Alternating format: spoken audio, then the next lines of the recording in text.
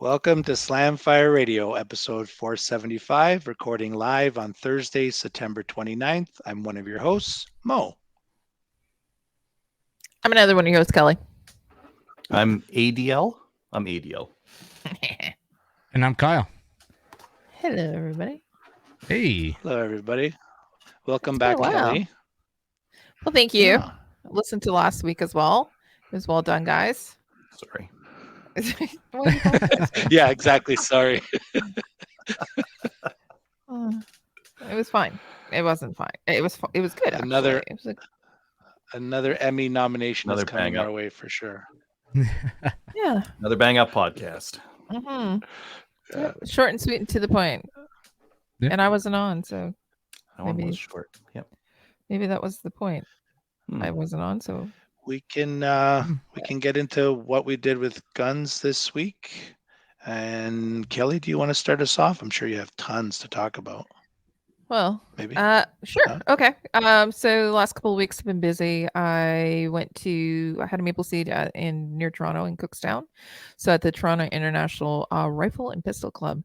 It's beautiful. I posted pictures on my Facebook page and shared them with you guys as well. That's one awesome range. We're going to go back there again.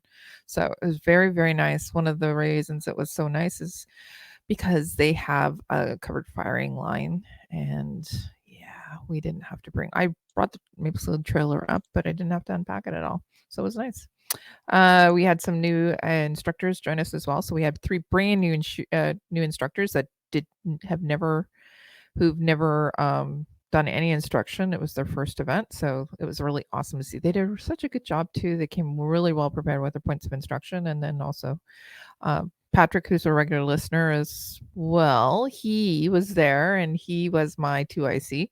And he did a fantastic job too. So it was a really, really good shoot. And I left really early in the morning because I didn't want to deal with the 400 again. So I left at 3 a.m., got there at, it was pretty close to almost 7 o'clock. And then got home that night at around midnight and got up early in the morning again because we had an orientation for FRPC, which is my local club. We had new shooters come in and new members join us, so we did an orientation. So I was put on the rifle firing line, so I was able to put through, I think it was 12 or 13 no it was 13 new shooters that joined our club.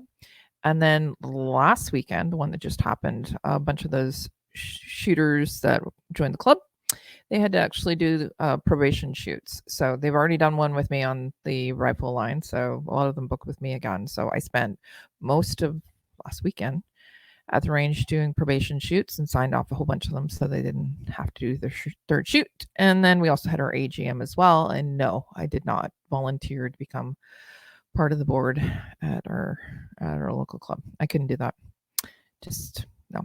But I was there to support the club and also the new and the old directors. So it was nice. And then I put forth a couple of things. I actually wanted to thank the club because they always support Project Maple Seed and also the CCFR. They've donated $20,000 in the last year to the CCFR as well as CSSA.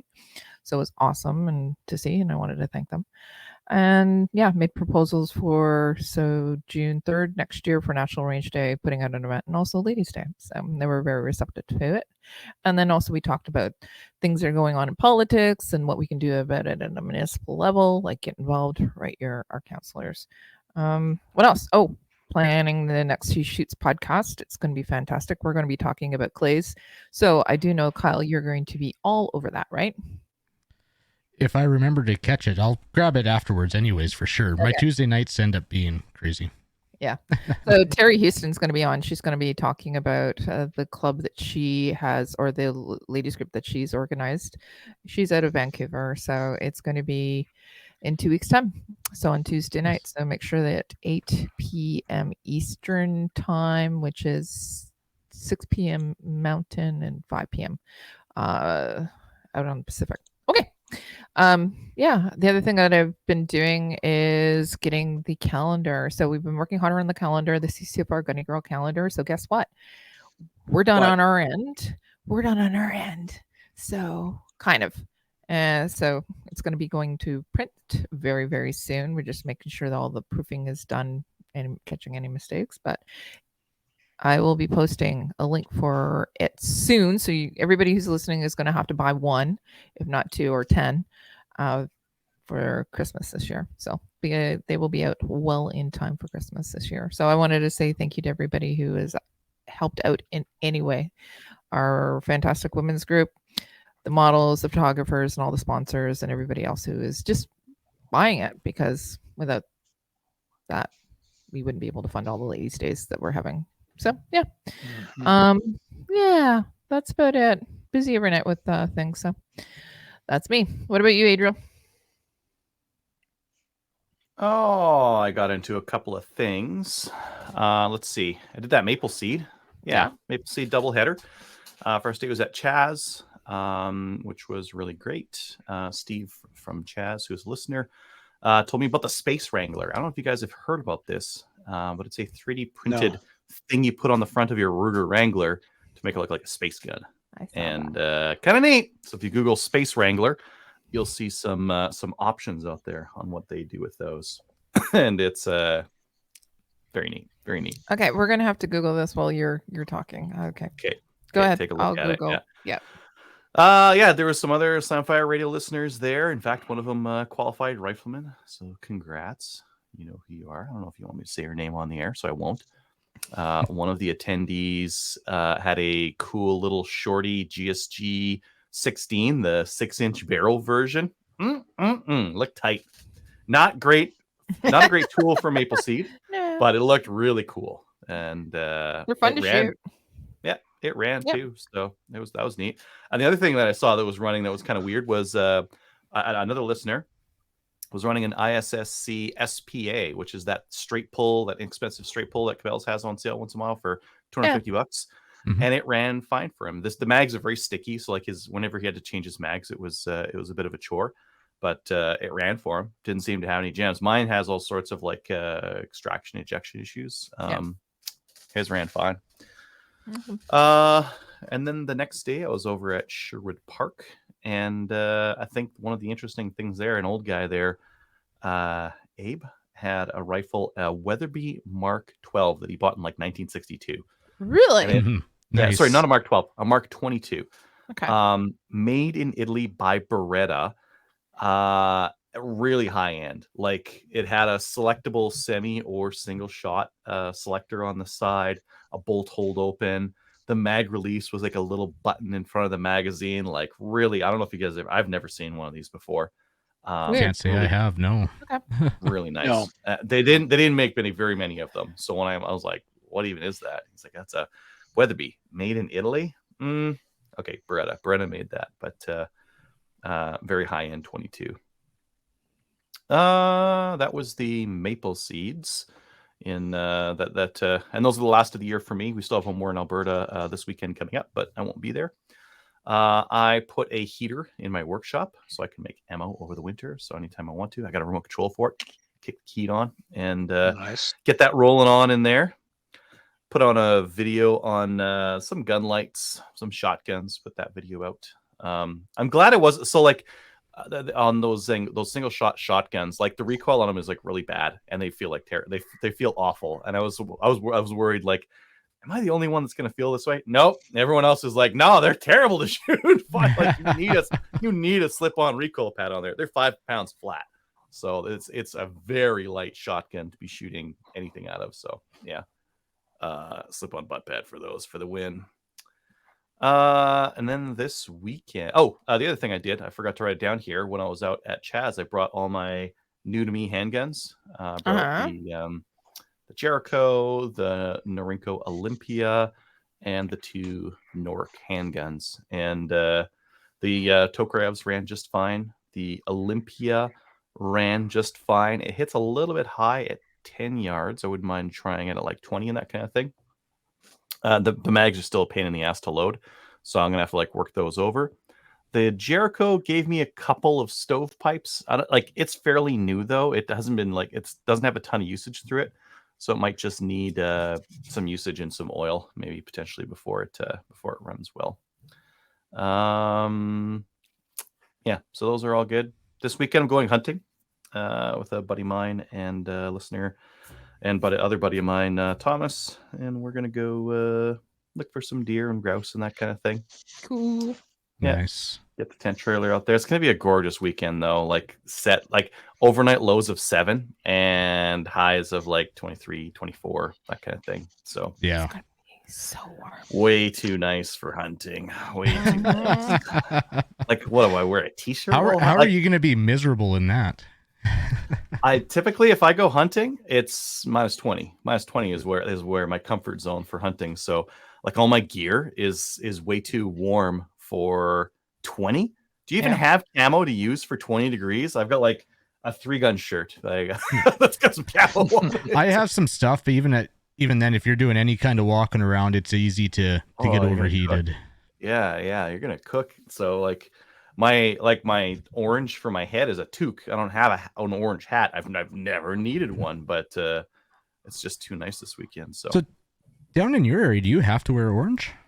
no, but this area No, I'm going, like, okay. I typically hunt private land, and so I don't care about wearing orange. Like, my friends aren't going to shoot me, but if I'm hunting anywhere where public people can go, I'm going to wear orange because I don't want to get shot. Well, I was just Yeah, curious. Yeah, makes sense.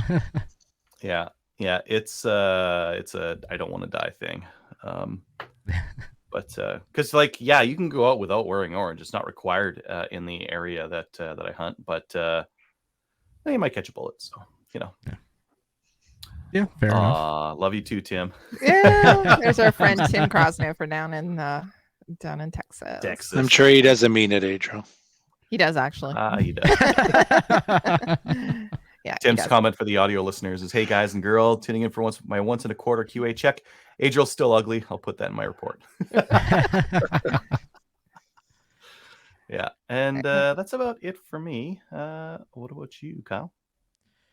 Well, I did go hunting this weekend. I left Friday morning, headed out, set up my camp and everything, and made it out for the evening.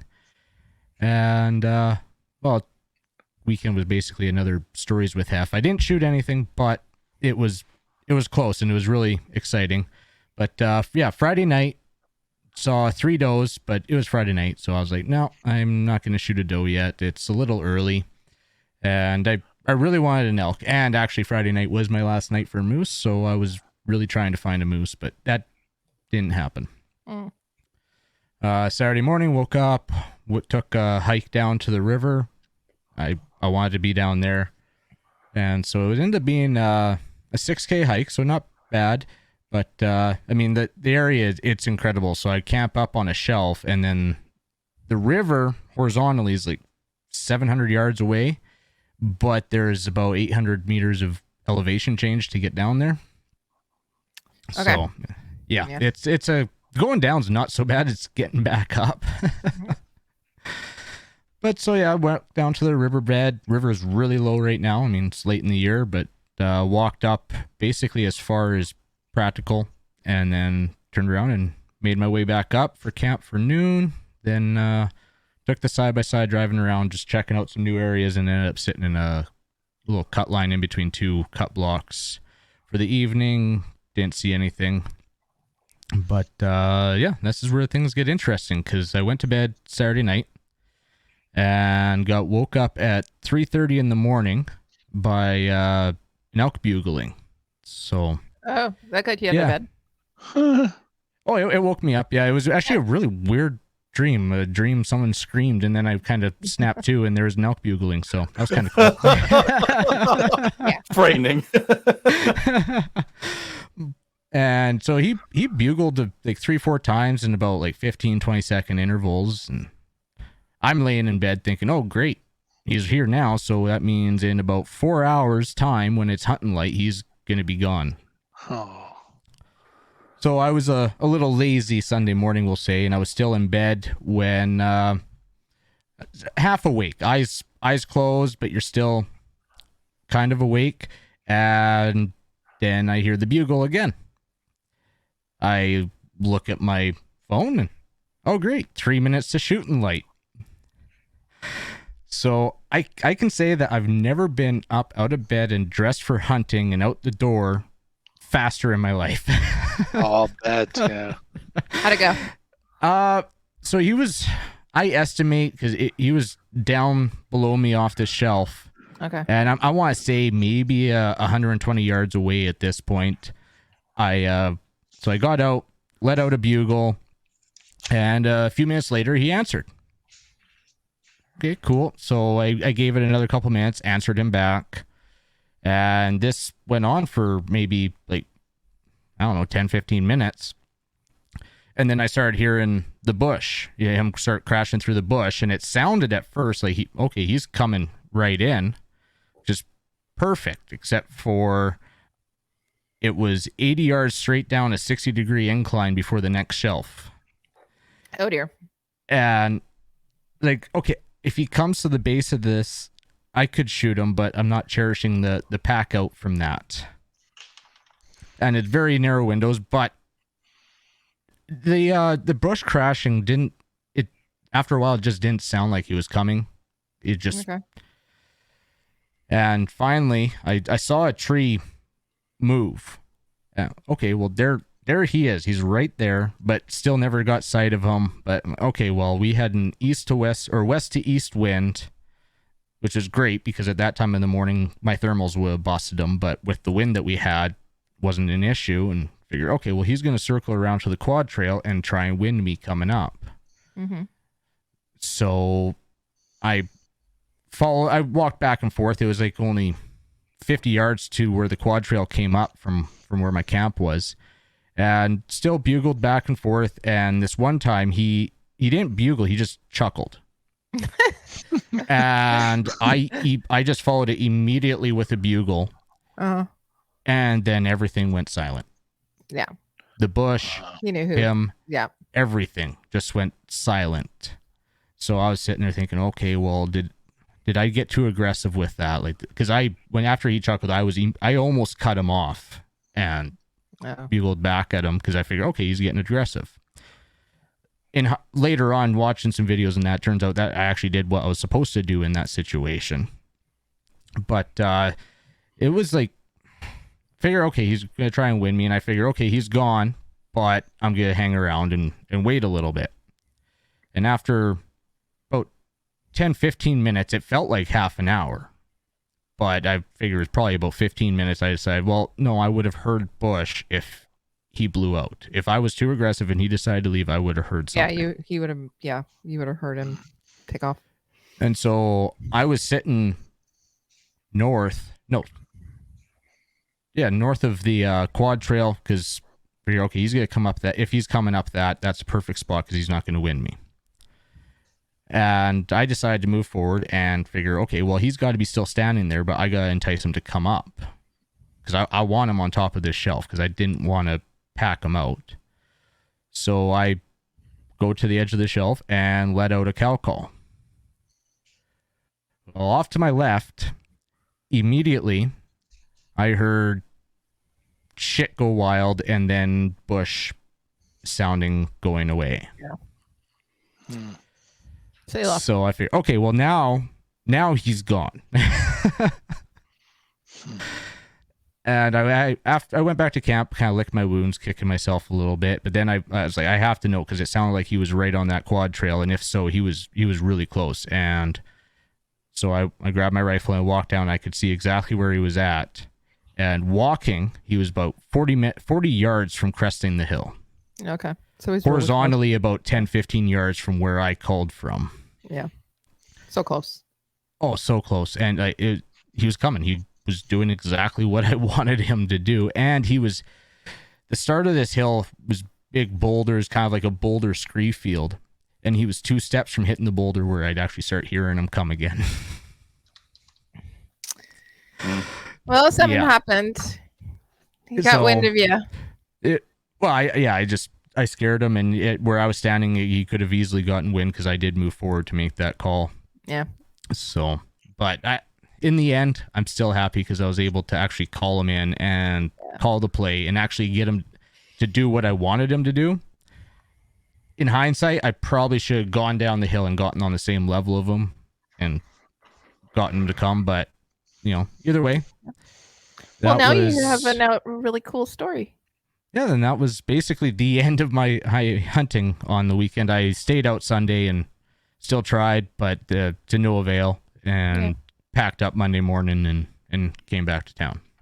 You know, a lot of guys out there call and just never have it work, or just shoot their elk with a rifle or something like that, and don't really do a lot of calling. So, getting some time, getting your calls perfected, and getting some like hard learned experience with calling, I think it's good. I think it just makes you more dangerous the next time you're out. Right? You know more about what works. You've seen stuff firsthand about what works and what doesn't. A lot of guys don't get that calling experience. I've got almost no calling experience with deer because I just sit there and wait for them to come by, and I'll rattle every once in a while, and that's it.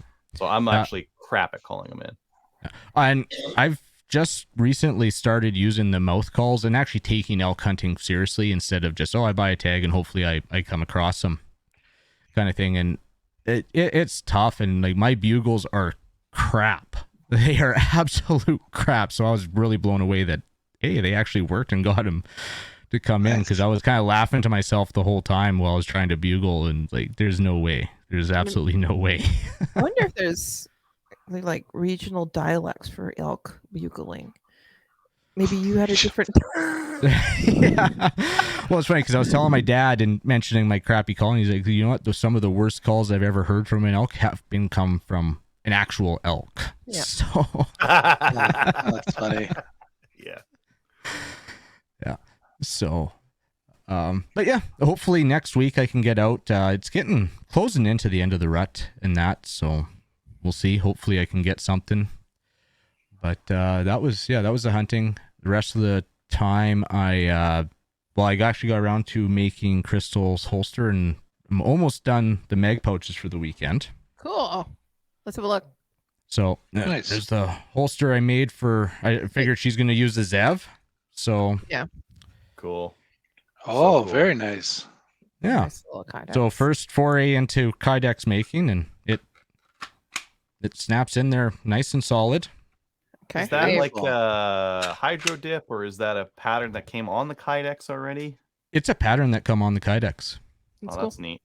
They don't Yeah. have that at the Tandy Leather near my place. It's in black, any color if you want, except for it's black.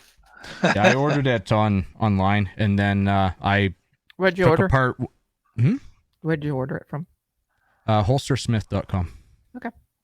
Ah, And it's funny, I took apart a couple Weber tactical holsters to get these nice adjustment blocks for the pistol mags and for making her pistol pouches. So I still got to drill and put the attachment on it, but yeah, so That's so cool. coming out not too bad. Very nice. good. Yeah. She's all And, set up. Yeah. Got to the range, sighted in her rifle because we got her a new optic. Because the optic we did have on it for when she did the maple seed is my VX6 multi-gun, and I wanted that back You to want it put back. on my 3-gun Fine. rifle. Whatever. So we ended up picking her up a Leupold VX Freedom RDS. Oh, cool. It's a sight I've been wanting to check out since it came out. 34 mil tube and red dot sight. And, with turrets on it. Interesting. Yeah, you can get the BDC turrets. This one's just your standard cap, but you can get them with the BDC turret. That's interesting. You know, Yeah. Back in the day, a lot of people went for the Spitfire because it had the adjustable for 3-gun.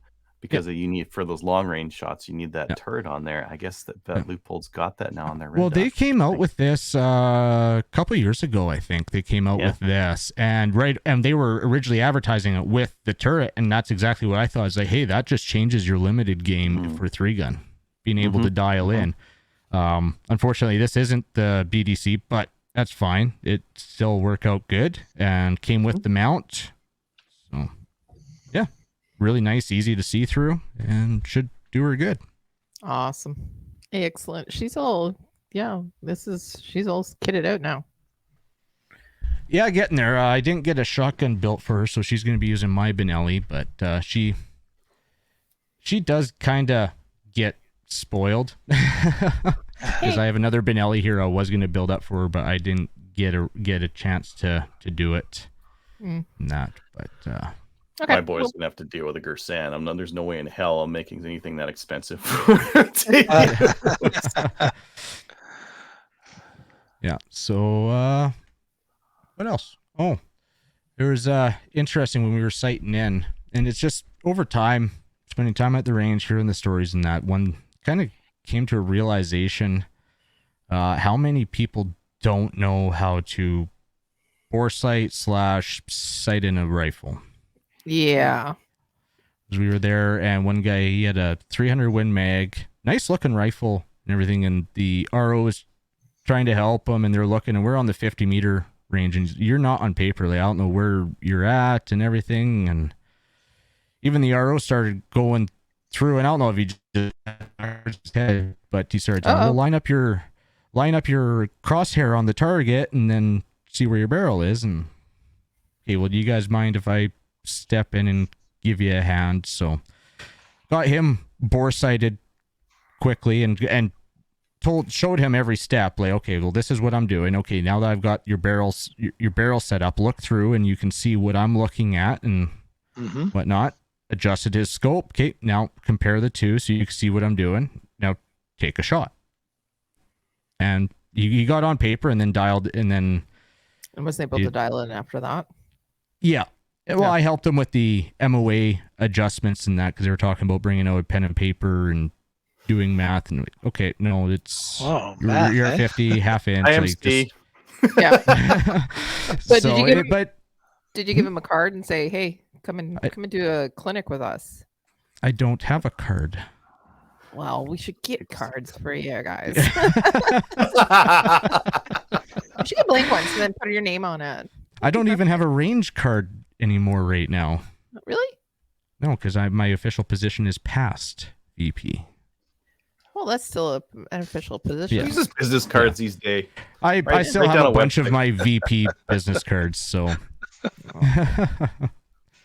But no, he got on there, and like I said, I showed him every step and explained the MOA. And said, once you go to 100, it's not going to be half inch, it's 1 inch. So one of these squares is 4 clicks of your scope. Yeah. And I broke it down that way for him. But it's just a continual kind of thing that I find funny, like a simple foresight. But you have to recognize that people aren't you, and you started out someplace too. Oh, no, yes, for sure. Like, this guy's comment was, oh, I always have my brother or a friend here, and they sight in my rifle for me. Right. Well, you're going to do it yourself. I'll be honest.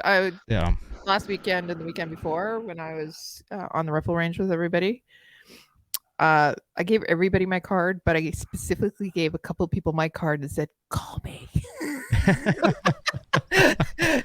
Because I said, "Call me if you want to go over to the other range where you have to be, 4 MOA at 100, which you should be able to do." Should be able to, yeah. Right, but they weren't. So I said, "I'll get you there. Come and see me." Yeah. Well, yeah, and I'm not trying to knock this guy. It's just it's funny on something that all of us take as something so basic and simple. How many people actually don't know how to do it? Yeah. Kelly and I see it a lot, though. Like at BPC, there's tons of people who don't know how to adjust their scope or don't know how to get their rifle set in. I'll try to get them to do it, but sometimes if I'm like trying to push for a schedule, I will just get either myself or start behind the rifle, and I'll just do it, because if they're off paper, it's easy to get them on paper. You sight through it, you shoot something on the berm, you make bad adjustments to get them on paper, and then let them be on paper and then make that final adjustment when we get to it. But yes, this is exactly what we do. But we see it quite consistently. And some people can't shoot a good enough group to know what to do for zero either. So yeah. And then there's other people who come prepared. Ooh, we're going to talk about that in a little bit. That's very interesting stuff, though.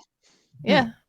Other than that, I got the team matchup in Peace River this weekend, so we're going mad through the house trying to get prepped for that and head out tomorrow. So cool. Excellent. Good luck with that. Well, thank you. That's the team 3-gun match, right? Yep.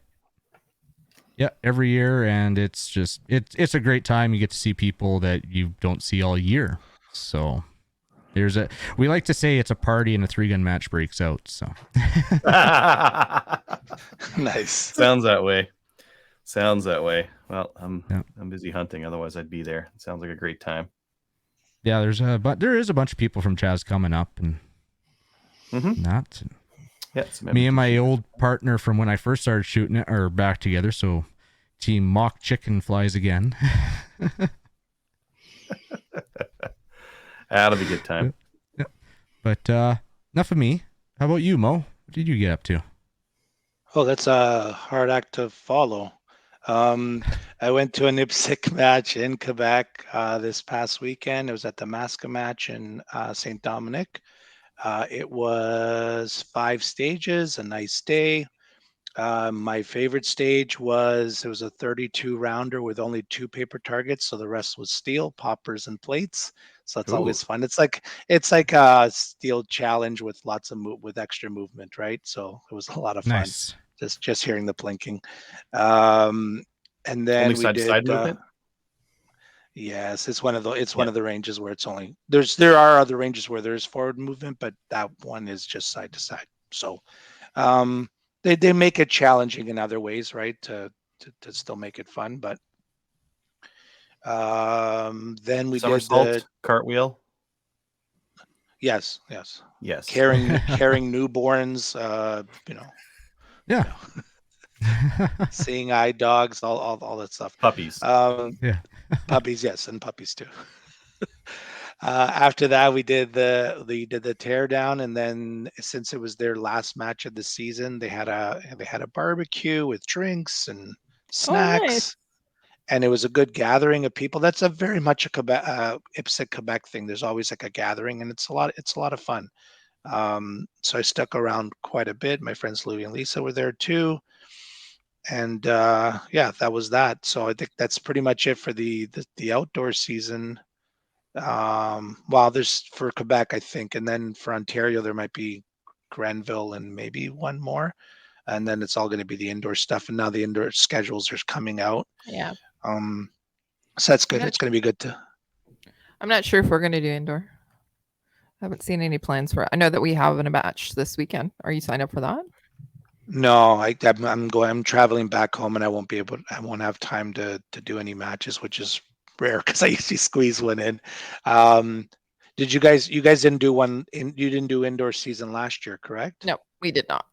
Okay, so it's been like during the COVID years.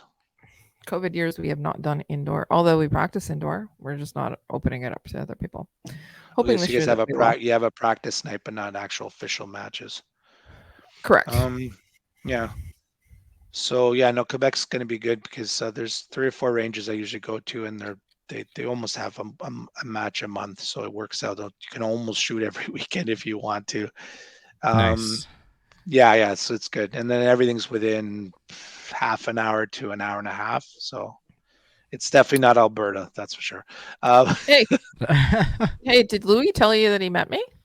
Yeah, he did. Yeah, him and his wife. And he They said were that, awesome. and that I don't give them anything. What?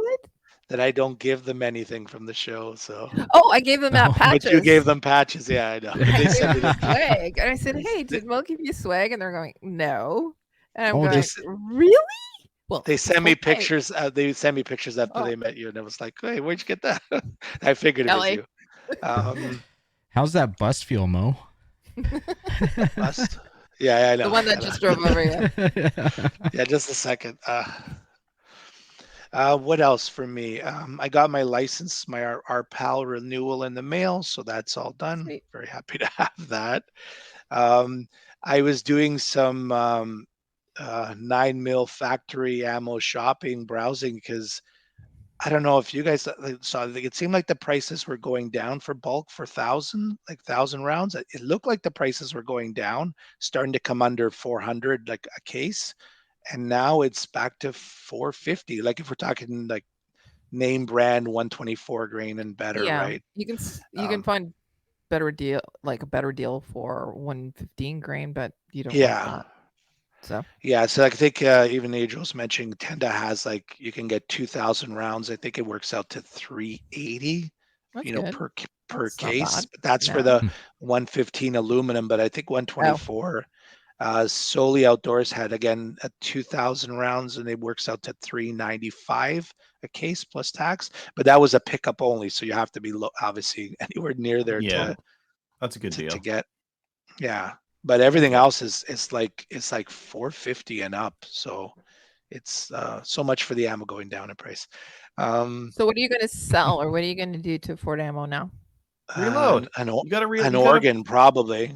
My kidneys are pretty good, so Okay. I'm not. There you go. You can sell a kidney. You only need one. Hello. Yeah, like how many You kidneys have do a you need press, for don't you? Ipswich? Don't He you have a does. I have a press? Yeah, I No? know, but I For Vincent? haven't moved. I haven't moved yet, so it's not reset up. Oh. My friend Louis did offer to go to his place to reload, right? So I might take him up on that. I You think that's should. a really good You idea. should go to Louis' house. You guys should reload like 2,000 rounds, and none of this Yeah. bespoke stuff. But You'll have all the that's- ammo you need. But that's not in Mo's vocabulary. 2,000. Yeah, it doesn't fit into my small batches schedule. My- But to It needs some to go in people, a that is a Kirkland small bucket. batch. Yeah, 2,000 rounds.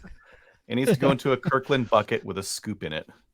Yeah. Is this a With a one scoop? scoop match or Okay, a with a 2 scoop scoop. match? I don't know. I'm just gonna take a couple of handfuls and fill my pockets and go. Yeah, and away you go. And away you go.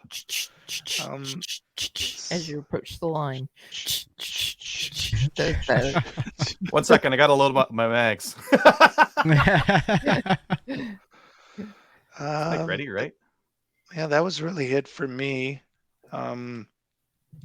We can get into the events. Doesn't look like much. Maple Seed. What do we have? Drumheller on October 1st. Yep. And is There's still spots I guess available. still spots available for Drumheller.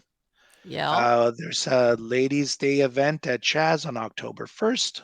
There's spots available for that. Good luck. Good luck, by the way, with that. Kieran Munster has been doing a lot of work, and I know that the club itself has been doing a lot of work for that too. So I Okay, met her good. recently. She may or may not be in the calendar. I'm not giving any hints, but she's awesome. And this year, I'm going to pick up the calendar from you, or we're going to meet somewhere because I can't trust that it's going to get to me. So I'll buy it No. up and get it from you. We can meet. We can meet at Pete's. Pete's. Smoked meat Pete's. Yes. We'll meet there, and we'll have smoked meat. Yeah. Okay. And then Ladies' Days, Kelly, also known as the CCFR's Women's Division, is looking to support, sponsor Ladies' Days events at your range. This is a range-driven initiative, but if you'd like sponsorship and support, contact Kelly at slamfireradio@gmail.com or info@farmsrights.ca.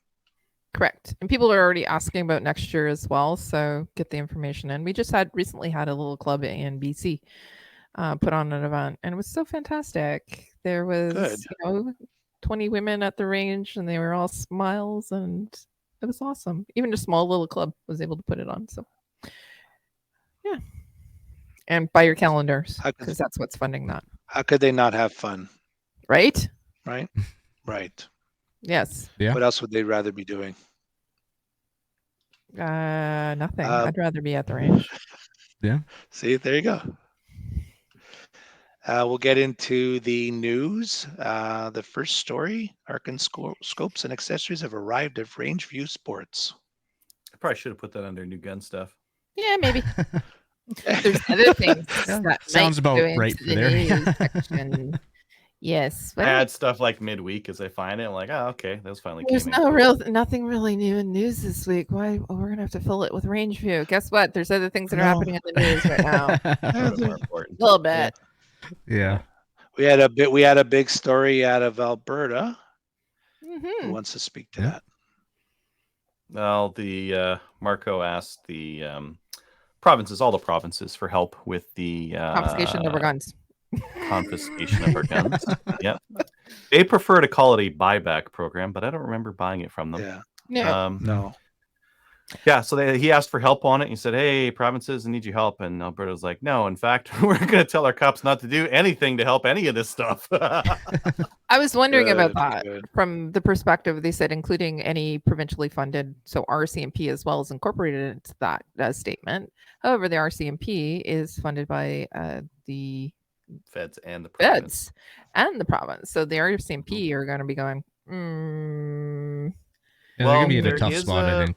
There is some section in there where the province gets to tell the RCMP some stuff. Yeah. What to do. Now, whether the RCMP listens or not, don't know.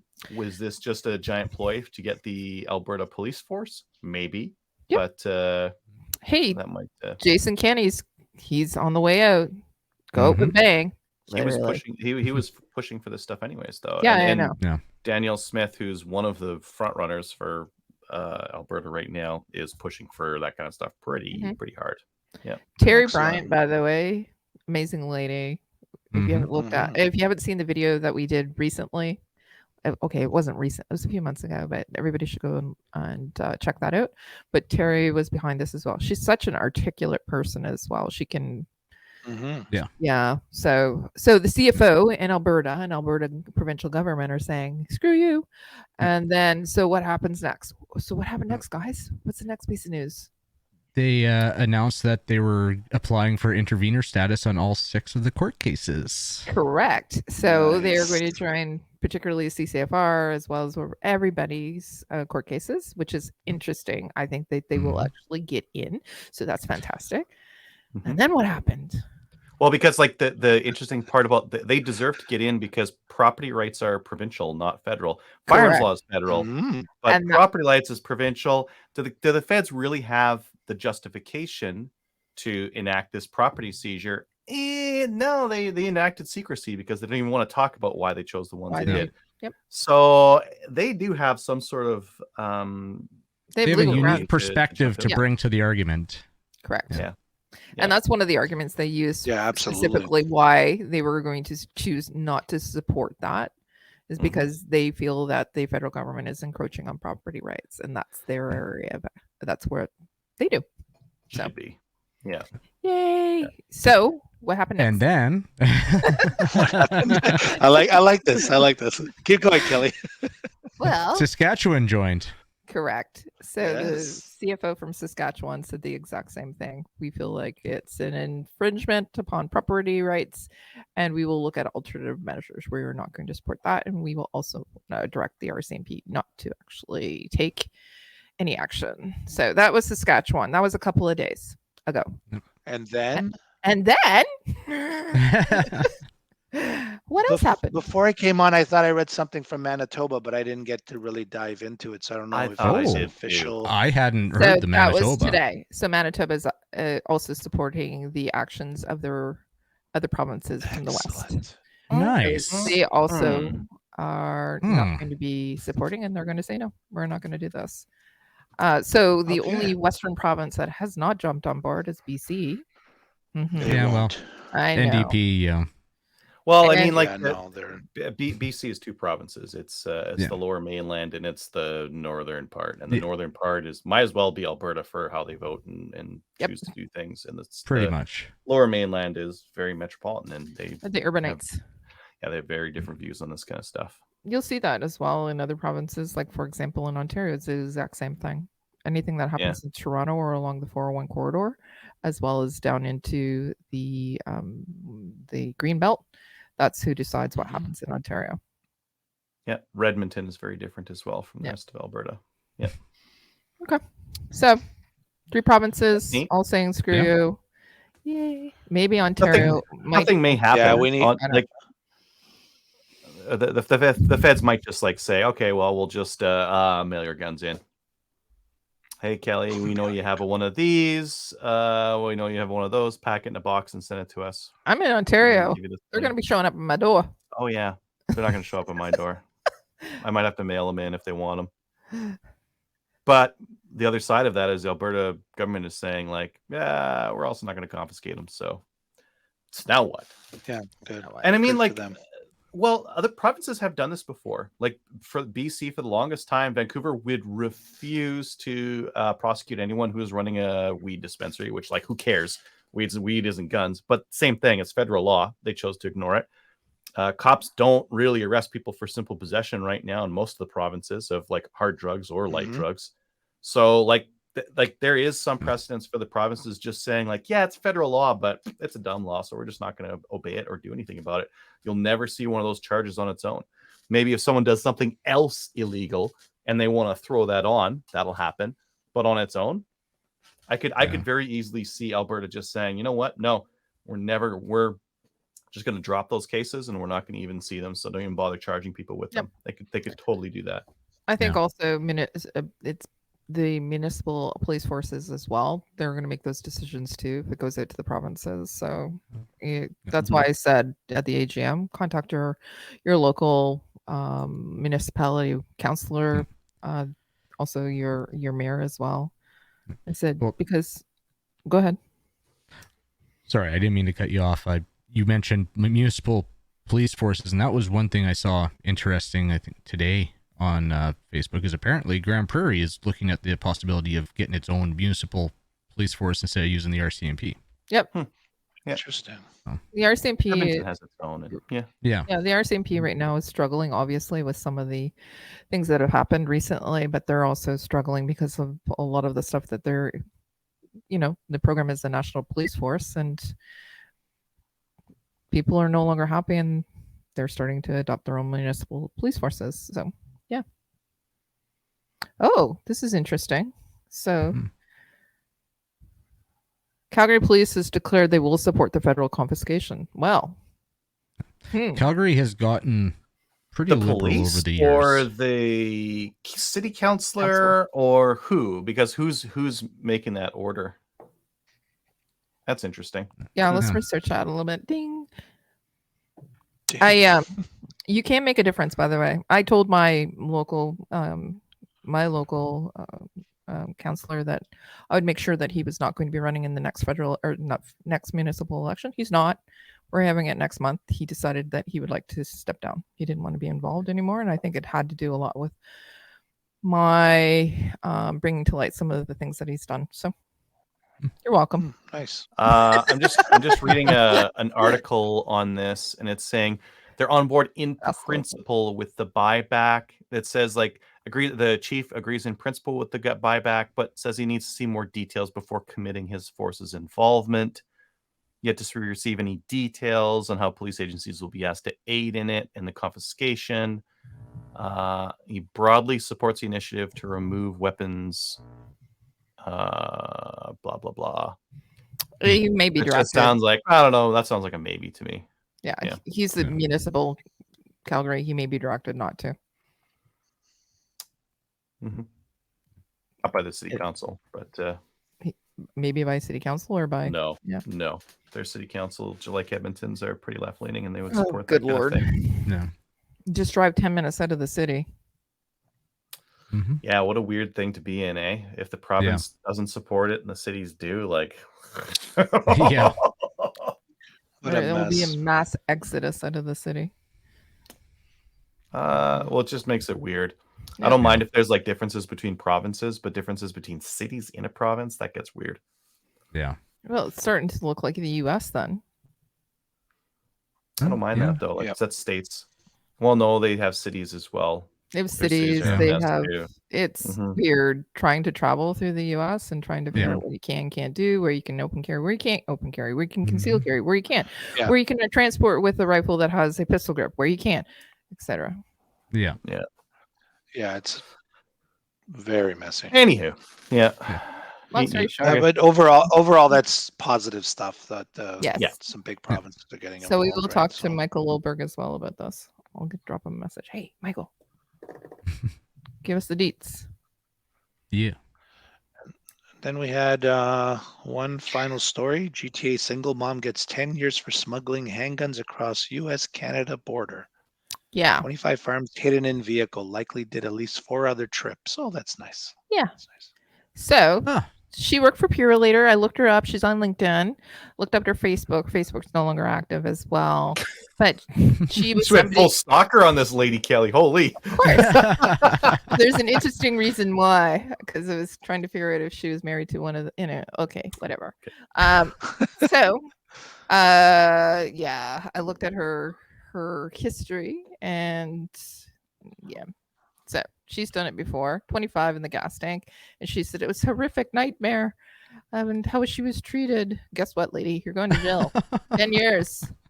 Yeah, she said it was a horrible thing for her family to go through. It's like, yeah, but you brought guns into the country. You smuggled guns in. What do you think was going to happen? And where are they going as well? Yeah, exactly. Those are all going to criminals. Are going to use So, them. do you think your family's all excited about the fact that you're bringing in, and again, this isn't their first rodeo, so that you've been bringing in illegal guns and selling them? Glad to see a 10-year sentence. I was surprised about that. I was surprised. Yeah, There's 25 guns though, but 25 that they know of. And they found like 4 Again. other trips that this likely happened. So she probably brought in like 100 guns, right? Yep. So that's 75. So if it's 4 other trips, that's 100 other guns that they didn't catch. Mm-hmm. Yeah, somewhere around there. That are out there circulating. So, Mhm. Yep. Okay. and that's it for that. We have no new CCFR legal donations, but definitely a great time to support them with everything going on in the upcoming court battle. You can do that via EMT to finance@firearmsrights.ca. Become a member definitely too. support them. Yeah. And become a member, yes. And guess what? If the province of Alberta can become a supporter of the CCFR intervener, then you can too. They should get Nicely they said. should get a membership. Hello. They should get a membership for every citizen of the province. So, Correct. Okay. correct. Neat. Okay, we'll get into new gun stuff. What do we have here? I think I had Apparently- some that apparently were already on there range view. before. So there, I got a couple. Should I cover here. the range view one again? What about a Dragunov? Tactical Yeah. Imports is bringing in the Type Mhm. 81 with like a very Dragunov-y look to them. They're $1,500 starting, and that's a Type 81 done up like a Dragunov. Done up well, tastefully. Okay. like a Dragunov. So the mounts for the scope. Mhm. Yeah. Yeah. Side mount. Yeah. That's what Yes. I'm pretty sure that's what it should be. That's proper. Yeah. Yeah. Russians do that kind of BS. Well, with because their the guns. top's your dust cover. It's so flimsy. You don't want to mount a scope to That's that. true too. So I'm looking at it. I'm going, oh Mhm. I wouldn't expect accuracy from this. no. It's a Type 81 underneath there. It's No. going to be like 3 MOA. 2 or 3. Probably 3. Probably more. Looks cool, though. 4. Yep. I give it a 4. 5-round waffle pattern magazines to get that full Dragunov look. You wouldn't want a big banana mag sticking out of there. And, yeah. Looks neat. It does indeed. Yeah, this next one, not really applicable to Canadians, but cool tech anyways. Ruger has their SFAR. Basically, it's a 308 AR, but in the platform or size of a 223 AR. So it's smaller, it's more compact. It's not that AR-10 size. It's an AR-15 size, but with AR or 308 caliber. Hmm. Just thought it was neat. Imagine we could have those in Canada. That'd be cool to hunt with. Nice lightweight. Let's do it. I'd be okay with actually just keeping the stuff that we already have. Like, And being able to take it out and use it. Yeah. yeah. Well, that's the I want starting cooler point. stuff. I want cooler stuff. I don't want what we had before. I don't want my BCL 102 back. I want that. Let's do better. Yeah, That's we better. want more. Give us 100 more. yards, More 1.5 of to 3 everything. MOA for this. Now. 3. I'm going back, by the way. I'm just Depends how many shots. If you take one shot, it's M1 MOA. correct. If you take When 3 you get a shots, group. three I MOA. had a question about that. So does the MOA increase every shot? 4 shots, 4 MOA? So when I was explaining, you had to have 4 MOA to go to our long range, 4 MOA at 100, and then you could go over to the long range. The guy goes, okay, 4 MOA for what? How many shots? I said, for a group. And he goes, all of them? And I said, yeah. He said, you don't exclude the ones that aren't. See that shot there? Well- That's one group. There's another group. For a group, like a group of 10, 20, 100, how many Well, do you need to keep in that for? It's 5 or 3, who cares? Easy, Right. right? Yeah. So I said, well, fire off a grouping of 10 shots and then see if you can get on. Yeah. Let's be real. You only need three for a group, or five minimum at 100. I told him that, and then I gave him my card. I feel like there's a dick measuring contest where if you're like shooting with people, and no, 10-round groups are the minimum what you need for a proper accuracy. And so people will be like, no, 20-round groups. It never stops. I use 3-round groups because I don't care. I know it's a small amount, but you just have to know how to use it. As long as you know how to use it, you're good. What are we Correct. talking about? And we're talking about Let's keep moving. Let's keep moving. We're just- Don't worry about it. Bo. Move along, Listen to the move show along. again later.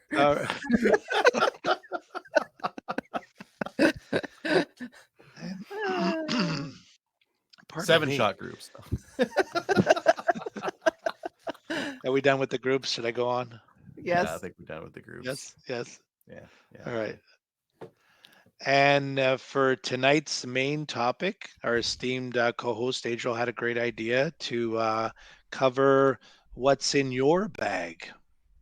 So we're going to talk about what everyone brings to the range for their particular sport.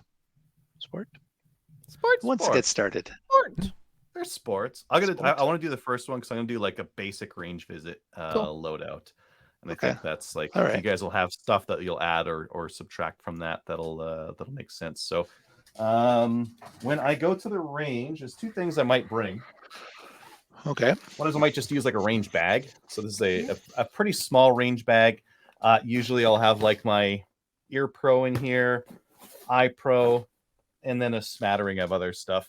But to be honest, if I go to the range just for a quick visit, I don't typically take that bag. I just take a big tub. So it's just a big bin. Big tub. And I just throw all my stuff in here because it like whenever you're packing up to head to the range, you'll have your rifle case. I have my bin. I'll have like water and a lot of kind of stuff separate. But I thought I'd go through my bin. It just in case for cases. I really like this 3-gun case that Cabela's had for $80 or something like that.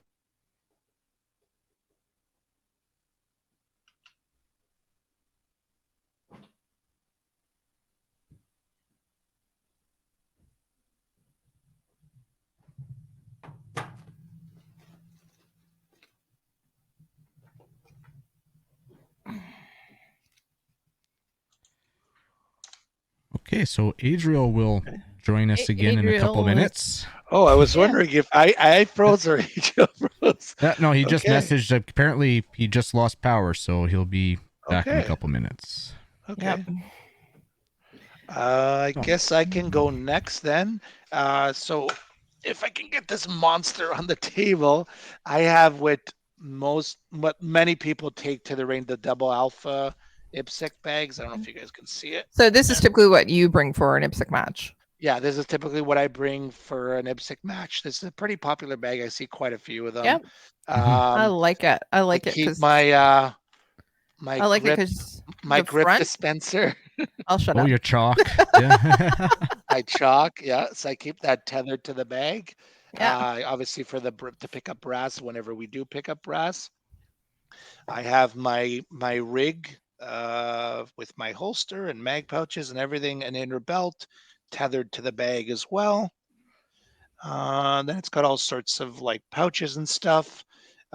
In the front, I keep all my Ziplocked. I keep all my documents, all my reg certificates. I mean, I typically only bring in the one gun, but I just have everything in there. Yeah. Then inside at the top portion, I got my hat. Ah, To okay. keep you alive. Obviously, ear protection. I now have my, which I mentioned last week. I have my compressed air dispenser, Yeah. Ah. Okay, yeah. and it makes a nice. In a pinch, it makes a lovely hair dryer as well. Well, what kind of ear pro do you use? I have the Sordin, MSA Sordin. You got Ooh, nice. you're high end. Nice, yeah. Yeah, yeah. I go big or I don't go. I got all, That's Except not for with the ammo. and then I got all my in the front of the bag, which I can't really show. I've got all my mags. I had to take 6 with me to matches. Yeah. I always have 5 on my belt, and then I have 6. But I keep one on the magnet, and then I have my ammo. You can't see it, my ammo case, which I MTM? put my name on it because a lot of people have these cases, so I put my name Yeah. on it. I feel like I'm back in like elementary school. Show and tell. Miss, Yeah. miss. Labeling everything. Then I have another very popular thing, the Maglula Yep. loader, Yep. Yep, Lula. Yep. which I also have my name on. Because What everyone color? else has one. It's black. It's black, yeah, which So is another everyone- very Right, common, common. and they're very common one. Right. Mine's a purple one. I got my mag. I have my traditional mag brush, Mhm. and then I have actually some tools. Not that it's anything fancy, just actually no, I don't have it. I had some tools and some Allen keys and stuff to if I had to make any Mhm. adjustments when I had my red dot, which I don't even use anymore. At the bottom of the bag, I actually have my gun in a soft case with the lock on it. That's really it. Then I also have the cart that goes with this bag. So the foldable cart that you can, so that way if it's a bigger range and you're going from the stages are kind of spread out, I'm not lugging this heavy bag around. I'm also being lazy, I guess, too. So It's called work smart. yeah, and that's really it for my. I've been trying to take water to the matches and stuff, especially for those hot days and stuff. I never really bring energy bars, but I know that's a big thing, for people to have like energy bars or little snacks or whatever. So that's not something I normally do, but that's it for me. Awesome. Okay. Adriel, do you want to finish this up because you cut out Yeah. halfway between? Yeah, power just flickered. 3-gun the bag. I have a case like this. This will hold 4 handguns in it, Yep. and it was pretty inexpensive. So I use that for pistols if I'm going to take pistols out to the range. In terms of what's in the bin, right on top, targets, stapler. I've got a little case like this for Ear Pro and Eye Pro. The thing I like about this, I have one big bin that I throw everything in, and so I don't like to throw fragile stuff in it. This makes my Eye Pro and Ear Pro not Protected. fragile because it Yeah. holds them in there. Like Mo, everything has to be labeled, so these ones have labels on them because everyone has the Howard lights, and if you take them off Yes, and someone else yes. picks them up, are they yours anymore or not? Yeah. Possession's 9/10 the law, right? They're not. Yeah, Correct. that's what I keep getting told. Yeah. If I'm gonna go to the range, I want like a steady rest that I can shoot off of. I remember a lot of times when I first started sighting things in before I was even a member of a range, if I was sighting in at the farm or something like that, I'd use a rolled up jacket or something like that. Not accurate. It's not accurate. You're not going to get a true representation of what your rifle's doing. You're not going to get a true sight in. You might be like an inch or 2 off because you just didn't shoot that well. Mhm. Nice heavy rest is going to change that. And then I might do this for a back rest. This is an optional thing though. So if I've got this, I can pop that out front and at the back, and I can just make a fist underneath the rear of the rifle and get accurate enough. Like I'll be shooting one of my groups like that. So that's not such a big deal. If I'm going to go long range, or if I'm going to sight for someone, or even if I'm going to shoot at the 100, you don't really necessarily see bullet holes at 100. I might bring a spotting scope. Put it the right way. So this spotting scope, I can see bullet holes at 100. I can stick my camera on this, and I can see bullet impacts at 200 and 300. So Which is really cool. that's really nice to be able to do because sometimes you want to know where your gun's shooting long range. Sometimes you're like, I think it's on at 100, but it's like quite far to the left or right at longer distances. tripod for said thing. I might do I have like a little tabletop one, but if I put it on the same bench as I shoot from, it gets affected while I shoot, which is no good. Yeah. So this lets me put it very close to my gun, but still doesn't affect it from the shot, which is something that I like. Again, if I'm shooting long range. So when I pack guns, then I pack mags, then I pack ammo. So I've got at least those three that I've always got packed. This is my little box o' possibles that I take with me. You can see on the top there, it's got my my reg certs in there, which are laminated, so they don't get makes them so they don't get roughed up too much. Little bottle of oil, just in case need to spruce things up here. Cosmoline. Some extra ear pro. I always stuff lots of extra ear pro in here because sometimes I screw up and I forget some other stuff. So if I have this thing, I've got some ear pro in there. I got some matches in case I need to I don't know, start a fire or something like that.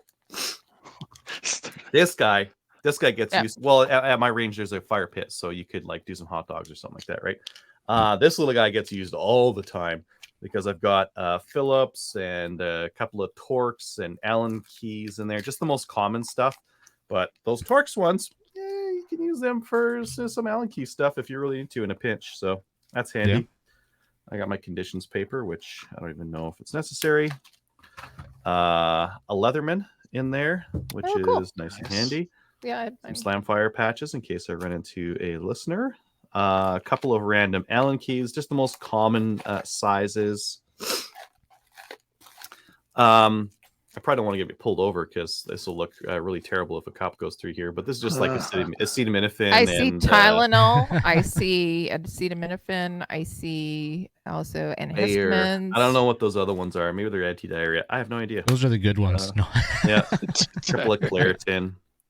On the other side, I've got a little scope wipe. I've got some concentrated camping soap. This is for washing lead off of fingertips. And that kind of thing. That gets used a lot. Good idea. As I shoot a shadow, I have a spare lock because sometimes these break in the CZ75s. I've got some AAA and a random assortment of staples in there as well. So this is good enough for I don't know, 95% of the stuff. I know some guys bring out a huge toolkit, which is kind of funny. If you go to a 3-gun match, you're like, oh my God, I need a 764 Allen. Someone's gonna have it. Someone's gonna have that in their toolkit, and you're gonna be like, "Wow, God, I'm happy you're taking this around." But yeah, I don't take everything around for 100% of all eventualities. I just take 99%, and even as is, the screwdriver gets used a lot. The Leatherman gets used some of the time. The rest of this stuff almost never. The spare ear pro. Every once in a while, I try to stuff ear pro in as many of my eyeglass cases as I can, so that if I need to, I pull out my safety glasses and my ear pro at the same time. But sometimes sometimes I forget the eye pro and I have to use my Van eye pro, which is just sitting in there. Nice. It's funny because I am the guy for a big 3-gun match that has the big toolbox and all the parts for guns I don't own and that just in case. Let me check my Allen. It's all of them. Yeah. Meticulously arranged. Yeah, not me. Yeah. Who's next here? Kelly? Attendee of Maple Seed? Sure. So I also bring out. So I'm going to tell you what I bring. No. Excuse me. I'm not going to tell you what I bring to a Maple Seed, but I'm going to talk to you about what you should bring to a Maple Seed. I'll talk about minimum and then to be really comfortable, because what I bring to a Maple Seed is literally towed around in a 12-foot trailer. So you're not going to be towing that. So I think you're mentioning clown car. But my range bag is like a clown car. I have everything and anything in it. So some of the things that I typically bring that Adriel did not mention, I'll bring transparent tape. So for people who are cross-eye dominant, so I can throw tape onto their glasses. So I also have a Leatherman. I have staplers. I bring 2 of them because 1 is none, right? So no, you bring 1 and then you just rely on other range people for the rest if it breaks. So Yeah, there should be a bunch of other T50 staplers only. up what? Don't take a J21. Don't buy a J21 stapler. It's garbage. Buy a T50. That is it. There are no other staplers. The other staplers are bullshit. So I bring staplers. I can't take it off my range bag, but I have a complete trauma kit with CTOMs as well as Israeli bandages, etc. On the other side, I also have a complete boo-boo kit that includes things like bug bite. I also have those random drugs that are in there they're not drugs. Well, technically are. If you need an antihistamine, if you need a Tylenol, etc., I have it. I carry everything's in Ziplocs because it tends to get a little moist at a maple seed. So I carry a cleaning kit, which I break out every time I go to the range. So it has a couple of different types of lubrication. It has a boar brush. It has a snake. And it also has Loctite, blue Loctite as well. So we can lock down somebody's scope that falls off. In the bag, I also have a baggie full of 1022 megs because I give out a lot of them, and then people also take them too, and they forget to return them. One of the big things that I also throw in there is this is just a cheapie, but it's a rain poncho that you can get at the dollar store, so you can cover up firearms. Do you mark your mags? How do you mark your mags? I mark them with my name. So I take one of those really nice little silver pens. Paint pen. You need a paint pen. So it's a silver pen, and you write your name. All right. So I have alternate cheek risers for my Hunter X22 stock. I carry hunting guy stickers as well as stickers Slamfire, just in case I meet somebody. Also, there's both my CCFR as well as my Project Maple Seed cards. So I'll give those out. The other thing that I actually have, and they're packed in baggies, are extra socks and gloves. Because, again, at Maple Seed, we have rain, and therefore my feet get cold, and therefore I'm miserable. So I think just your maple seeds. The ones in Alberta have all been like really nice, even this year. These ones this year have been all nice, except for that one. Yeah. And what else? You have to have one of these if you don't have anything. I can't get it. Just give me a sec.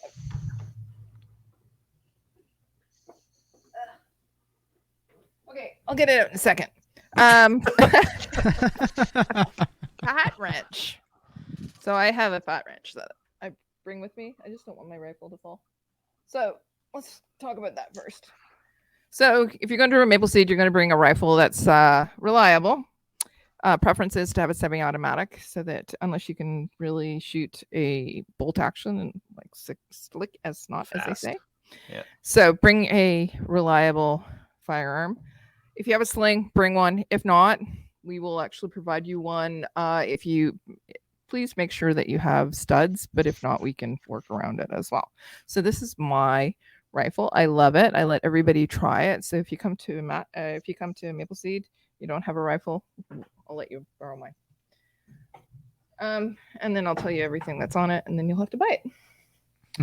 If you're at a Maple Seed, you're going to be bringing your own lunch. So bring lunch and water. That's actually part of my range bag as well. I have a pocket on the side, and I bring waters because you need water anytime. So I have snacks, lunches. Maple Seeds are they're a long time at the range. It's 8 to 10 hours. So you're going to have to eat.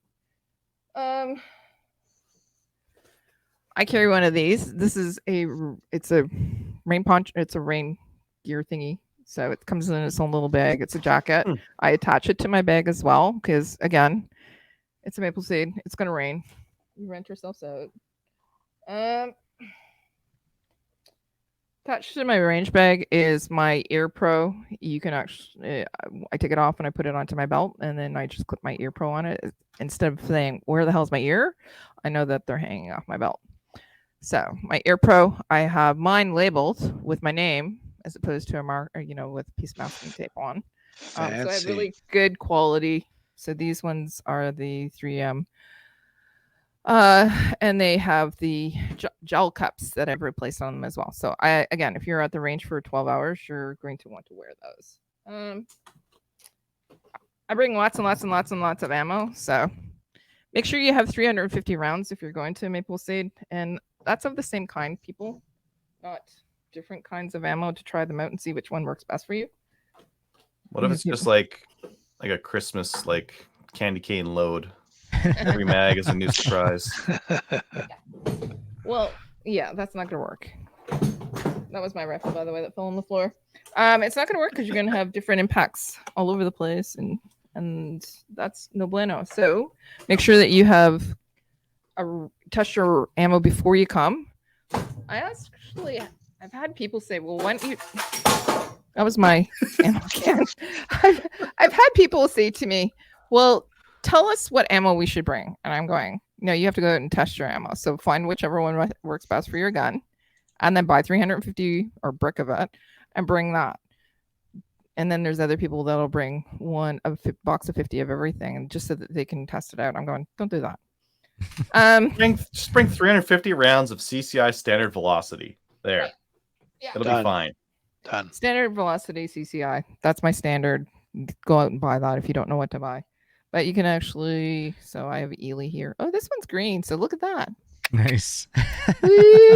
That's fantastic, but like not necessary for 25 meters. No, but that's me. I have. Smells good. Yeah, it does smell really good. You're going to want a chair. So bring one. You'll be comfortable. You're going to also want, by the way, you're not going to want, you're going to have one of these. Shooting mat? Shooting mat, of Shooting course. mat. So the shooting mats themselves, if you're going to Maple Seed, you should bring something to lay down on. If you don't have a shooting mat, you can use a yoga mat. You can use, those blankets that you move furniture in. But these are mats that you can get at Cabela's, and I think, are they still on sale this week? I knew they were Every once last in a week. while, like watch for Wednesdays and all sorts of other days. They'll sell them for $59. That mat is dirty. I've never had a mat that dirty. Hey, I don't clean my mats. I actually have screws in my shop so that they can dry, so I can hang them to dry. I have told you that it's rained at all the Maple Seeds that I've ever. No, not this year. It was all sunny. But yeah, it's Last dirty, year. dirty. You're not gonna wash them in between years. No. So I have a Wheeler fat wrench as well, so that we can tighten, torque, and do any on the line modifications. That's for you as an instructor, though. Like an attendee wouldn't need a fat wrench. Some of them do. Some of them. Okay, the ones that have really screwed up and not followed the make sure your rifle's ready to go instruction. The ones that need the blue Loctite as well. That's that.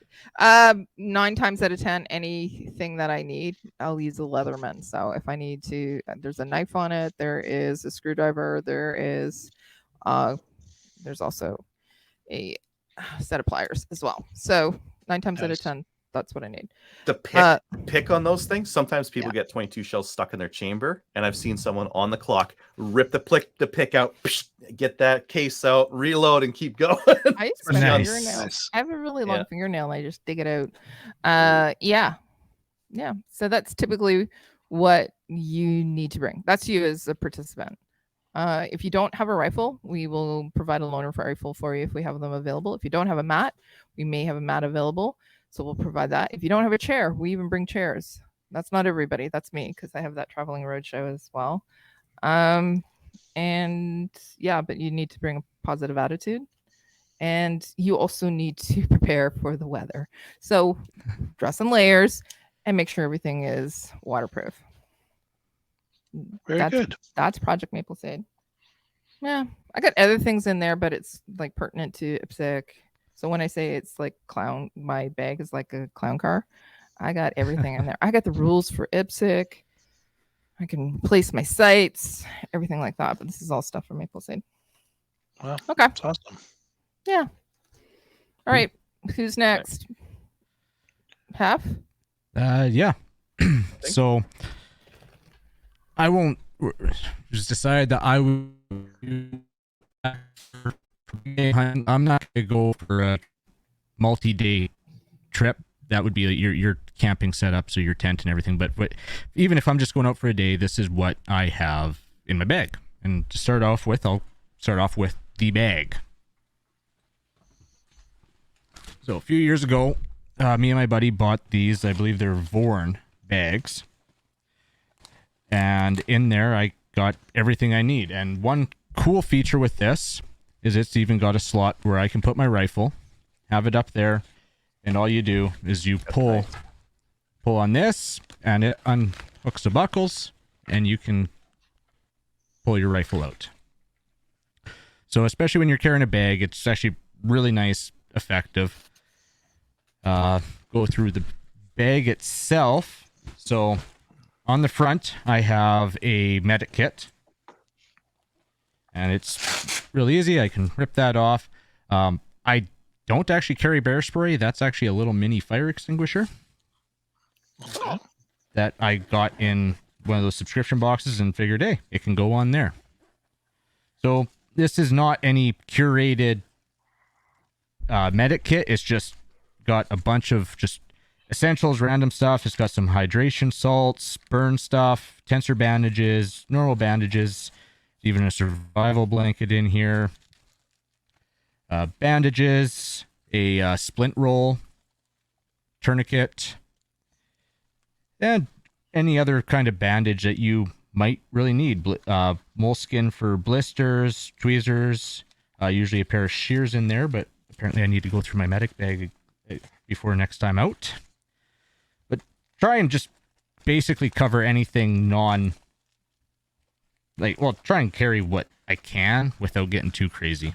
This bag is nice. You get organized Standard with it. pack size. That's fine for taking on there. You can just stick that to the back, right?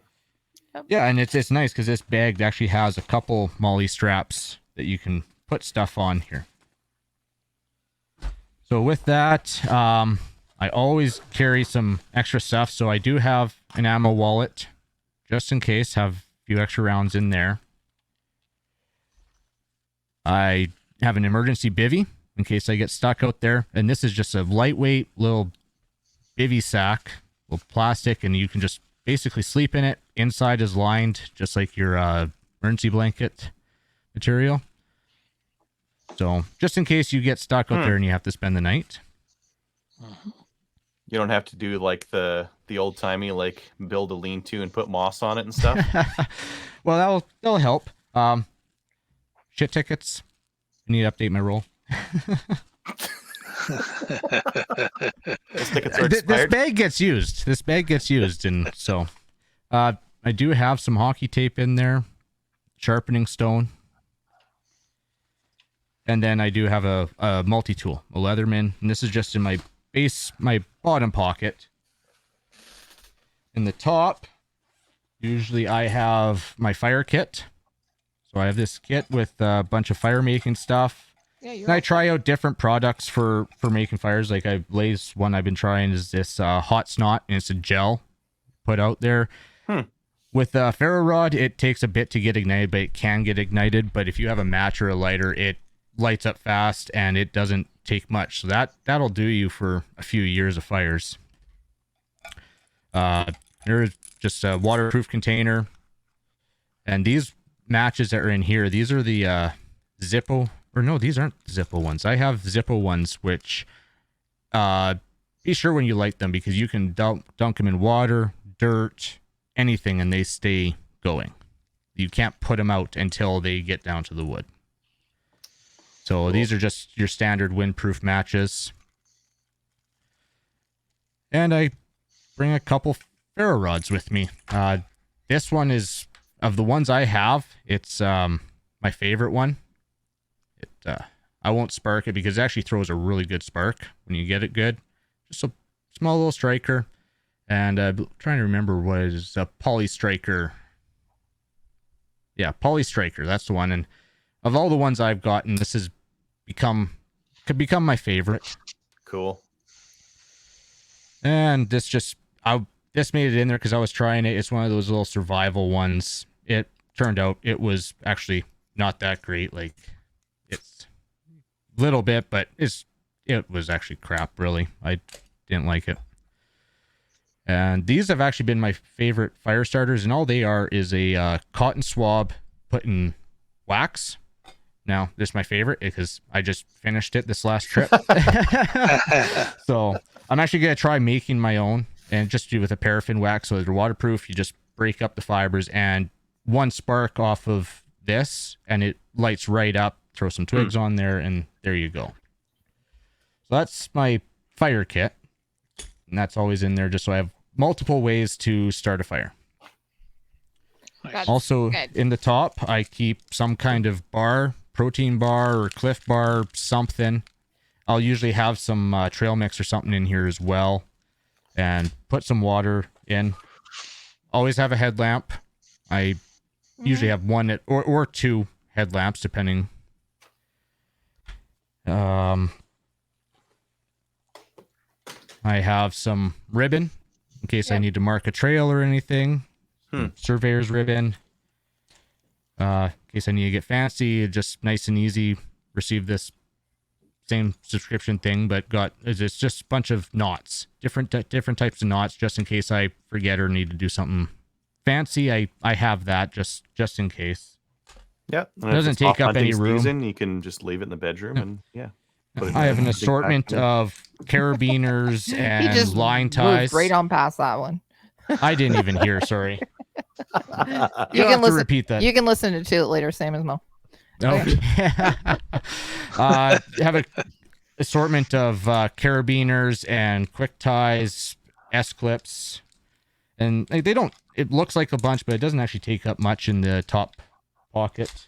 Yep. Engineer's compass, just in case the phone doesn't work. It's always good to have backup. It's nice to be able to use it as well, to understand how to use it. If the phone doesn't work, that's- I die. Well, that's what's nice with these new apps. Like you got iHunter and that they work without cell service, which is great because where I hunt, I don't have cell service. So inside, I have a couple dry bags just in case. And this is stuff that just always lives in my bag. Little trifold chair in case I want to go sit down someplace. It's nice, compact. There's more compact ones, but it fits right in the side. Little hatchet.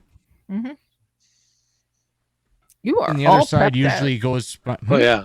You're all prepped out. Yeah, I mean, like the bag compresses down, so I can actually carry like a quarter at a time or whatever.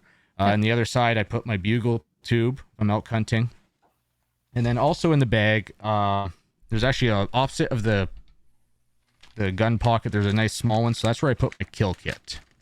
Okay. So with my kill kit, I have my game bags, and I've actually really liked these. They're like a cheesecloth, but they're a heavier style, but they're still stretchy, super strong, and they actually compress really nicely. So what I did, it's open because I used it on my bear, but I took them out of the package and just vacuum packed them and was able to get the packaging down smaller, so it Okay. I fit in thought the that clear narrow stuff piece. was your Dexter costume, but okay.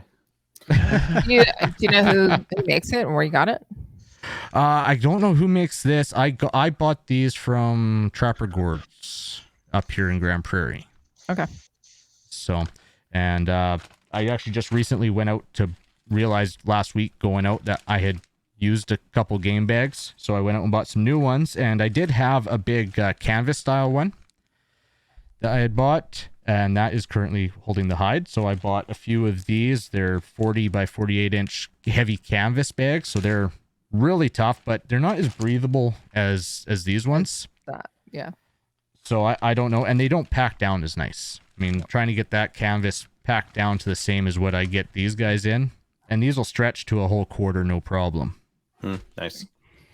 So they're good, reusable, but there's that. And then my knives. I always have a few your different knives with me. So I basically use these two if I'm actually removing a quarter or something. So it's nice to have two, especially you can have one for just getting into like the ball sockets or the joints, because that's going to dull up really fast as soon as you get in there to deal with that. And this one's interesting because it actually has a gut hook if you're into that. Built right into the handle. Oh, Oh, cool. weird. I've never seen that before. Yep. So it's just Who makes that? that is a Revolt knife. Mm. Okay. So see if I can get that there. Yeah. But yeah, it's literally the spine, just the insert in there. It is nicer to use that if you've got them hung up and you're trying to hold the guts back while you're doing the gutting. It's it's a bit of a chore trying to do that without the gut hook. Yep. I've used this one too. And then I always have a good set of skinning knives. So this is a what is this? Knives of Alaska skinning knife. Nice. Super sharp. I did the mistake of trying to gut with this. Don't do it. You will stab yourself. Oh. I will use the other piece. Yeah, Drama you will stab yourself with that. And I actually won this set at a shotgun match, and it's a really nice set. And then it's got a little, they call the little muskrat skinning knife as well. Yeah. Nice. So, Nice rounded edge there. Yeah. yeah. So I always carry at least this, and usually I have like a Swede saw or something like that in case I have to cut up the rib cage. And then, so that's basically for just a day's hunting what I carry in my bag. And then of course I have my rifle that I have, but that's usually self-contained. I even have extra rounds on the butt pad as well. And then I have my bino harness, which in here I keep a lens cloth attached, my pack of all my diaphragm calls. Now I got 4 different diaphragm calls in there. Just standard mouth call. Some wind checker. And then I bought binoculars. Super nice. These are the Leupold's BXTs. They are 10 power binoculars. What are they, like a 10 by 42? 10 by 42 probably. Yeah. Nice size. Fit in here really nicely. And then do they come with the case so that you're not... they don't come with this case. They do come with a nice case. I actually have a picture of it on my Instagram. Okay. There that you can attach to Molly, and that this one is bigger. Like this is actually quite a big. Like I keep my tags and everything right there. It's actually got places for ammo in there as well, but that's where I keep my tags and everything. And then I keep my rangefinder on the side. You're not sponsored by Leopold at all. Just saying. Yeah, well. I know. Okay. Actually, it's Korth Group, not Leupold. Correct. But they distribute. Yes. Yeah. Korth Group is fantastic. Oh, I absolutely love them. They've been treated me very good over the years. Yeah, they're one of our sponsors too. Yeah. So they give back to the community. Good on them. Oh, absolutely. Maple seed. Yep. Very good. Yeah. So that is basically, I mean, I'll have some water in there too, like just like an Nalgene bottle, or I'm actually thinking of getting a Camelback to put in there. Sweet. Hardcore. But it looks like a lot, but it's actually not as heavy as you would think. Like for just like a day hunt and that. And it's funny because growing up, we were always minimalistic, and then I just started hunting with a bag, and it's holy cow. It becomes so much more comfortable, much more easier when you have everything that you need right there with you. Yeah, and I'm trying to do hikes in sometimes not great country and that, and I just got to the mindset I just want to be prepared just in case something happens. For sure. Just in case you find an elk that's bugling at you, and you want to be prepared. Yeah. Correct. I've got my kit right next to me. Do you mind if I show like a really minimalist setup? Because well, that's the thing, right? Like, I don't have nearly as much gear as you. Like you've got it's all really good stuff and it looks all applicable. But I've got like a very stripped down version of stuff that I take. What do you got? Pretty stripped down. All right. Orange jacket, so I don't get shot. Lots of pockets in it. You mentioned headlamp. Yeah. Headlamp. Yeah. One of these things for sitting on because I don't like sitting on logs, and sometimes Yeah. you can't sit on a log. So Okay. something that's nice and warm to sit on. A little My pillow. primary, like all my garbage, is just a bino pack. There's a knife. There's a call, which almost never comes out because I typically just yell at the deer. Sometimes they stop. This is for my grouse hunting, so I've got some 22 ammo in there. I've got a set of binos. You are pared down. There's my tags in the back. Oh my gosh. And the last time I was hunting, just a real basic pair of shooting sticks. Now these are just good for seated, or if you're like on an edge of a bank or something like that, they're perfect for that. But they're not. These are not super flexible for that kind of thing. Mhm. But I often find I use them because they're just they're the right They're size. a little for bit that more. kind of thing. Yeah. You can get usually I much actually have more- a trigger stick, but I'm actually thinking, and I'm actually curious on your thoughts. I'm thinking of actually going to trekking poles and then just crossing them and using that. Well, and if you got Look like at a that, little Velcro thing on there, like if you could get like a little Velcro, you know what would work? The keeper for your shooting belt. If you put the Yeah. keeper, just give you a little bit of resistance so that as you had the gun on it, it would just hold it together. Right. That would do it just fine, Yeah. right? But good idea. yeah, these are. I would use trekking poles if I had to hike rather than these because these serve no other purpose. But boy, they're nice to shoot off of. They add so much stability. Like you put this on the front of the gun, the back of the gun, you just kind of hold. And Yeah. that's.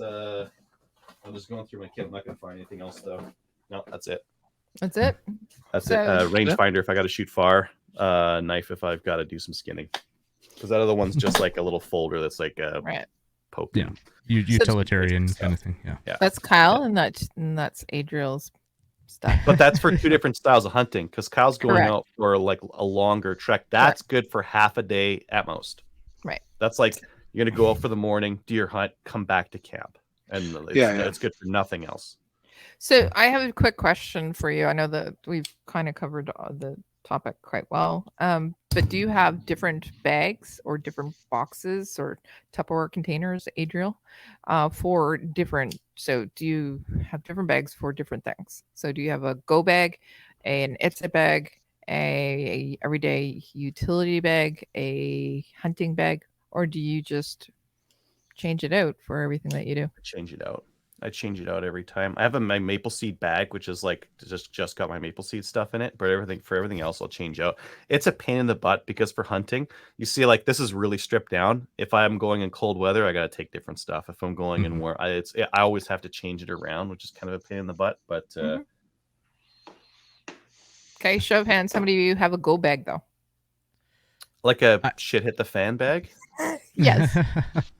No, I don't. We have a couple. Mine's kind of half tore apart right now. Okay. I used to have a get home bag in my truck when I was working on oil field sites and everything. I had a get home bag that, if I broke down or something, I could spend the night. And I work from home, so You're pretty safe. Yeah, me too. Yeah, we covered the get home bags and the go bags. I think at the beginning of the pandemic. I think it might have been one of our mini remember that. episodes.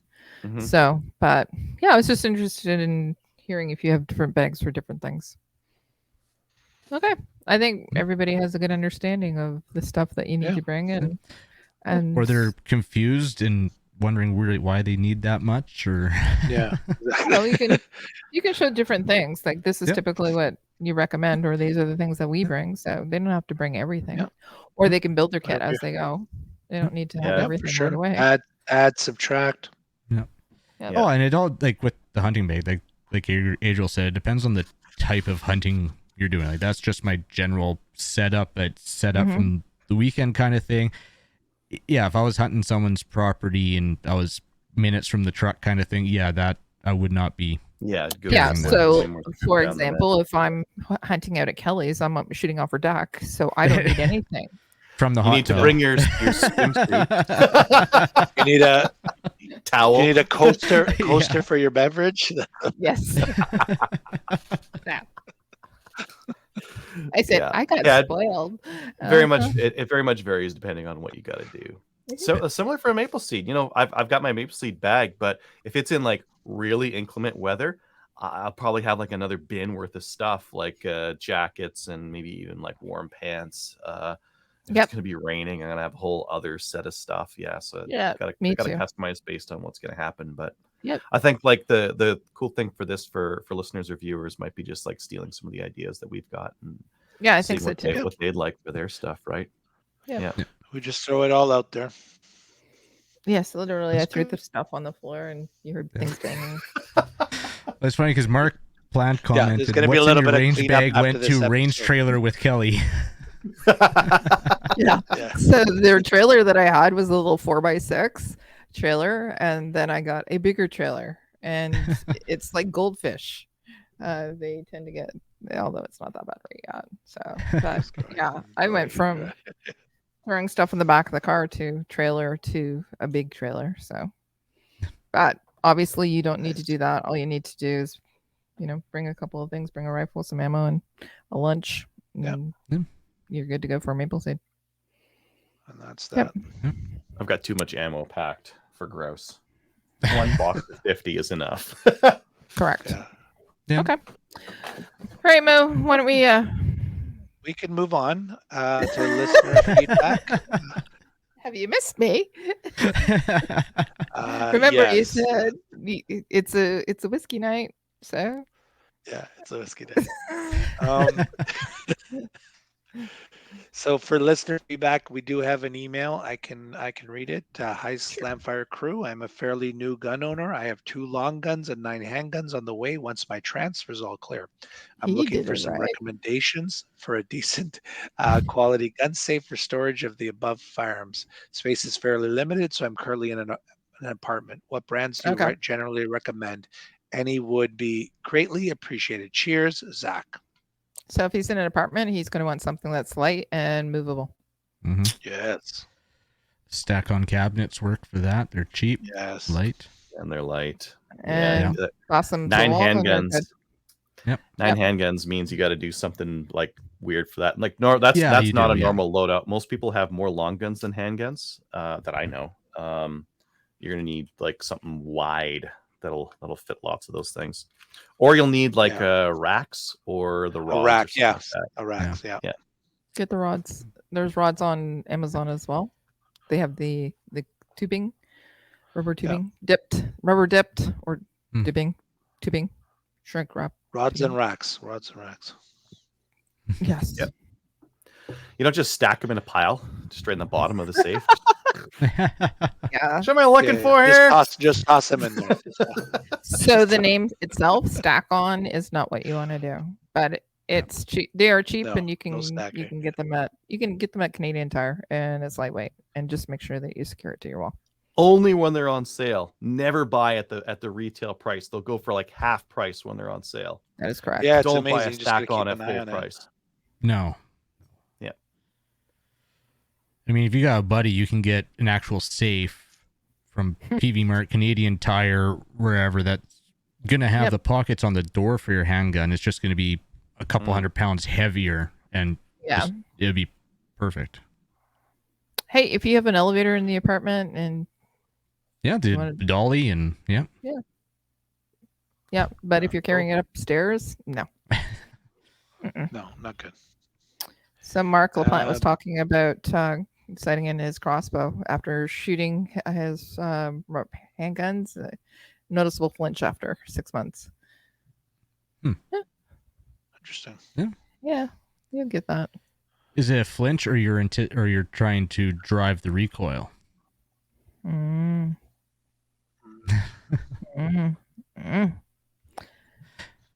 Okay.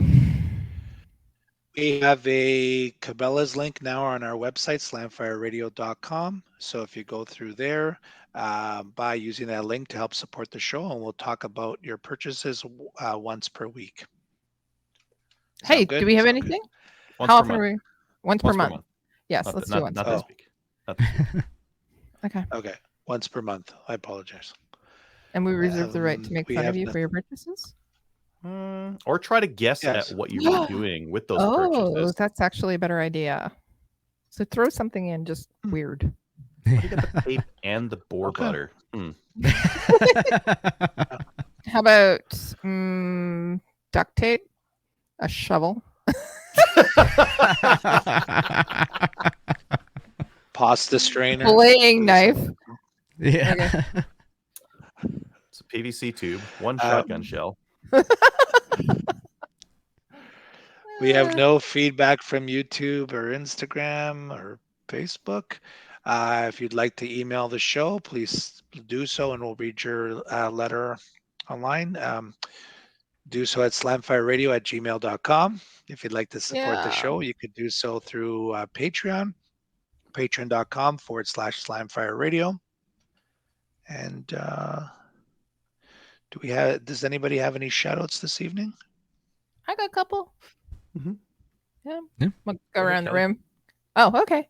I want to say to Russ Rodriguez, I want to say congratulations on going down to the U.S. He went down for the Northeastern Rimfire Series. He came in first place. Nice. So the Canadians represented down there. All the Canadians. So first overall, third overall. So Matthew Wampat, Matthew Hay, he Mhm. came in third overall. Awesome. And yeah, the Canadians dominated in every division. So I just wanted to say congratulations to Russ. And because he came in first place, he's going to be going down to Texas in December. So for the Nationals. Nationals. Nice. Cool. Good for him, eh? Awesome. That was his goal this year, and he realized his goal. Congratulations. So I also Perfect. wanted to say thank you to Tony from my local Trap and Ski Club. Tony took home remember when I was saying my shotgun, something was up with it and it wouldn't, Mhm.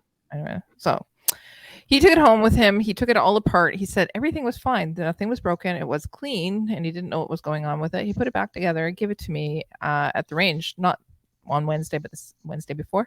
I took it out because I said, well, I'm going to try it out, see what's going on, see if it's still not shooting. It shot perfectly. So whatever he did, Nice. it worked. So Did I you now have maybe have the safety on? no, because I looked several times. Jerk. Did he say what it was? No, he couldn't figure it out.